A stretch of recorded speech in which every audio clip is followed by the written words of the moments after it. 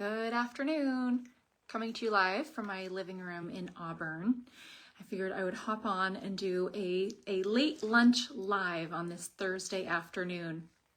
So if you can see from the title of my live, Are They Intentionally Destroying Our State? That will give you a little sneak peek about what we're going to be talking about today. While you're hopping on and folks are hopefully getting on to hear the live, if you could please like this post, share if you think that the question, are they intentionally destroying our state, is a question that your friends might like to hear about too, then go ahead and share this post. And also in the comments, if you could please let me know where you're tuning in from. I would love to know where folks are at as they are tuning in to this live today. Melanie is already saying, yes, they are. Melanie, tell us where you're tuning in from today. I would love to hear, and share this video if you think your friends would like to see it as well. So as I said, I am coming to you live from my living room in Auburn, and I wanted to hop on and share a little bit of a story from a conversation that I had a couple of weeks ago at the State House that has left an impression on me. And I have continued to think about this conversation in the few weeks since. And I thought that you guys would like to hear about it as well. So I can see that my mom has hopped on, so I will go ahead and get cranking. Please like, share, and let me know where you're tuning in from. So a few weeks ago, I was at the State House and I started having a conversation. We're going to be having some internet issues. I'm going to turn it. All right. Are we live? I think we're live again. Sorry about the technical difficulties, guys.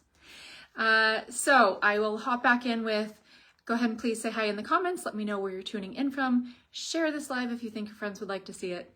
And let's get started. I was at the State House a few weeks ago, and I had a conversation with a Democrat. And I'm going to leave this person unnamed and not even say their gender, because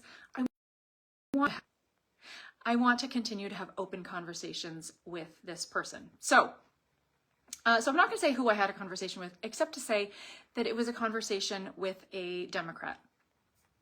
And we were talking about a variety of things, our philosophies on how we vote for different things, where we stand on issues. And at one point, we started talking about a particular bill, and it was the nurse ratio bill. So if you remember, I talked about this bill previously during the session, and this bill would mandate ratios for nurses in hospitals, meaning if you worked on this type of floor, you could only have this many patients and so forth. And it's a terrible bill for many reasons. One, government shouldn't be involved in organizing, mandating ratios. Two, the folks on the ground there at the hospitals know best and are best equipped to decide who should care for whom. And this bill would be terribly harmful to our medical infrastructure. So we're talking about this bill, among others, and I outlined my experiences as a nurse and what I thought about this bill and how harmful it would be to Maine, to the state of Maine, to our medical infrastructure, how it would harm patients, how it would actually kill patients in the short term and the long term. And as we were having this conversation about this bill, and I said that, I ended with, this bill would absolutely cripple the medical infrastructure in Maine, and patients wouldn't get the care that they need. It would be terrible in that way, that patients would not get care and the infrastructure would be crushed. And before I say what they answered that with, I'm just going to say, sometimes I think, and I know after being in Augusta for a couple of terms now, that it's got to be intentional. These bills that will harm our state, that harm people in our state, that cripple various industries, whether we're talking about agriculture or various businesses, whatever it might be, that these bills are harmful to the people in our state or to businesses or to whatever entity it's affecting. And I go all the time, like, they've got to know that this is harmful, right? Like, no one can be so obtuse as to think that this bill is actually helping Maine people, right? So I have this conversation with this Democrat, and I said, this nursing ratio bill will crush our medical infrastructure and it will kill people in our state. And this person responded, very carefully responded, what if that's the goal?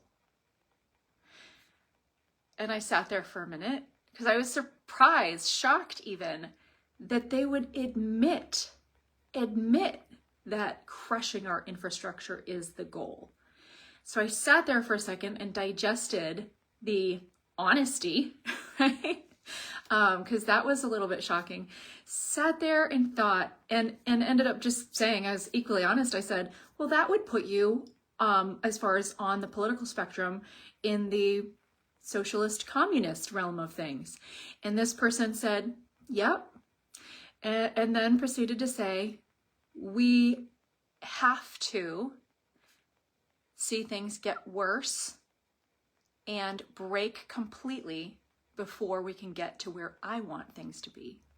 So this person wants to see, in this particular area of things, this person wants to see socialized medicine. They want a single payer system. They want the government to take over healthcare, and that's their goal.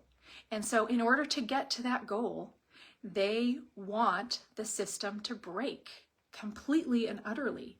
And so they, given the opportunity to vote on that bill, they would support the nursing ratio bill because it would hurt the infrastructure in the medical world. And at some point, it would take it, along with all of the other ways the government has harmed the medical industry, it would harm that industry to such an extreme point that, as far as their perspective is, that there would be no choice but for Maine people to even be eager to accept the government having all control of the medical system, and for it to be the taxpayers paying into the system, and for it to be that single payer system. And so that was their stance. They said, I support that bill. I support that bill tepidly, was the word that they used. I support that bill tepidly. And after saying, that puts you in the socialist/communist realm of things, like this will destroy our system, and them acknowledging that yes, it will destroy the system. And so I said, well, okay, so to what point? California passed ratios a number of years ago, and they're still crumbling, but they're not quite broken yet. And so at what point is it too much harm? Like, how many people have to die because they can't access care for it to be worth that end result of getting to the single payer system? And they didn't have an answer to that question. And as we sat there conversing, it seemed pretty clear that they don't have an answer to what is an acceptable amount of loss, because any level of loss is acceptable if it gets to that end goal of the government being in control of everything and having that single payer healthcare system. And so as I think back over, all the bills that we have before us that affect Mainers adversely, or that affect Maine businesses adversely, that impact families, that impact school kids, whatever the case might be. And I kind of go through the litany of like, okay, this is going to harm the system. It makes me acknowledge, like, that is the point. The point is to break things so far that government can come in even more and be even more in charge, which to me is insanity.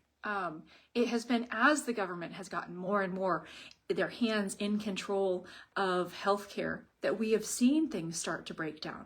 And so to want to advance that and continue that and allow government to encroach more and more and more is insanity, because converting to a single payer system is not going to help anyone. It's going to lead to even more healthcare rationing as we go along, and people will die under that system.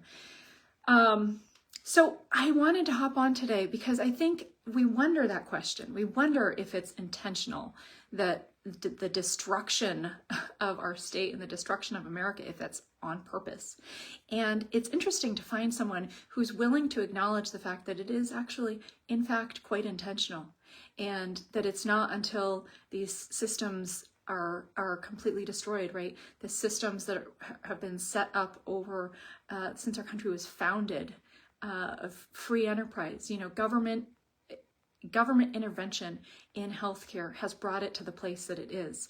And only by going back to a system that's more based on free enterprise, like my bill that would have repealed certificate of need and would allow for more healthcare options, for lower cost healthcare as we increase our options, that's the only way out of this system that actually helps people. And greater government involvement will only continue to crush things, but that's the goal. We have that confirmed now. That is the goal. And so, I'm not saying who I had this conversation with, because I want to have more conversations like this and understand this mindset that would say, that's okay. It's okay if people die. It's all right if Maine people can't access care and they die, as long as we meet that end goal of making sure that we get to this place where government is in charge of everything, because that's what they want. So for me, that's, it's not shocking because I already knew that. It's just shocking that someone would actually say it and confirm it. But what it does do to me, what it says to me is, this is motivational to me. I have kids growing up in Maine. I have kids growing up in this world where they are set on destroying our state and our nation. And it makes me more motivated to fight on behalf of my kids to make sure that they have a state to live in as they grow up. Than not. So it is motivating to me to continue to work to fight for freedom here in our state. And I would invite you to join me in that. If you want to fight for freedom here in Maine, then join me in the fight for freedom. And so shoot me a text. If you want to learn more about how you can fight for freedom in Maine, shoot me a text at 207-632-7619. I would love to have that conversation with you and let you know how you can get more involved in the fight for freedom here in Maine. I thank you for tuning in today. I don't know, it's a little bit late for a lunchtime live, but I wanted to hop on and share that with you guys. And I look forward to talking to you again next time. Thanks, guys.